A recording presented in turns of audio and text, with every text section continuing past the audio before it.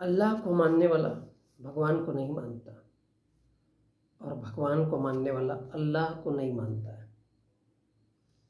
अल्लाह को मानने वाला भगवान को नहीं मानता और भगवान को मानने वाला अल्लाह को नहीं मानता। ईसा को मानने वाला ना भगवान को मानता है, ना अल्लाह को मानता है, ना और कोई रसूल अल्लाह को मानता है। लेकिन जी सभी रहे अपनी अपनी जरूरत के हिसाब से, सभी जी रहे। अल्लाह को मानने वाले, ईश्वर को मानने वाले, भगवान को मानने वाले, राम को मानने वाले, कृष्ण को मानने वाले, ईसा को मानने वाले, मूसा को मानने वाले, सिख को मानने वाले, जैनी को मानने वाले, और कोई बुद्ध को मानने वाला होगा। तो कोई भी किसी एक दूसरे के भगवान या ईश्वर को नहीं मानते, कोई किसी को नहीं मानता। लेकिन हम मूर्ख इंसान इन बातों को कहाँ समझेंगे? हम मूर्ख कहाँ समझेंगे कि कोई भगवान नहीं है, कोई अल्लाह नहीं है। सबने अपने अपने हिसाब से धंधा खोल के रखा है, बिजनेस खोल के रखा है। मार्केट में पानी फ्री था, फिर एक इंसान आया रे, बोले बाटल में पैक करते, गंगा का पवित्र जल है, लोग ढुलकते गए, सुनते गए।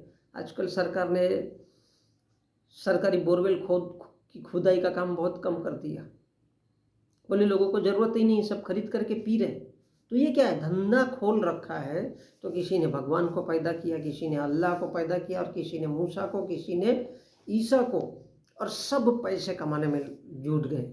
उनके बीच में एक मीडिएटर आ गए। मीडिएटर कौन? तो कोई मौलाना, तो कोई पादरी, तो कोई साधु संत, ये सब बीच में लूटने में लग गए और आपस में सब इंसानों को लड़ा दिया। बोले वो अल्लाह का मानने वाला है तो बोले साला वो मुस्लिम है, ये बोले रामकृष्ण का मानने वाला है तो ये हिंदू है।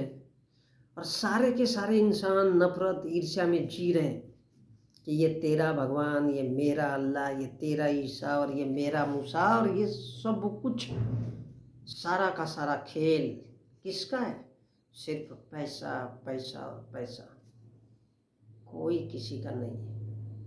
सबने, किसी ने अल्लाह के नाम पे, किसी ने ईश्वर, किसी ने भगवान, किसी ने ईसा मूसा, किसी ने सिख और जैन के नाम पे, ये सब एक दूसरे के भगवान को कुछ नहीं मानते, गिनते तक नहीं है। सबने धंधा खोल रखा है पैसा कमाने के लिए।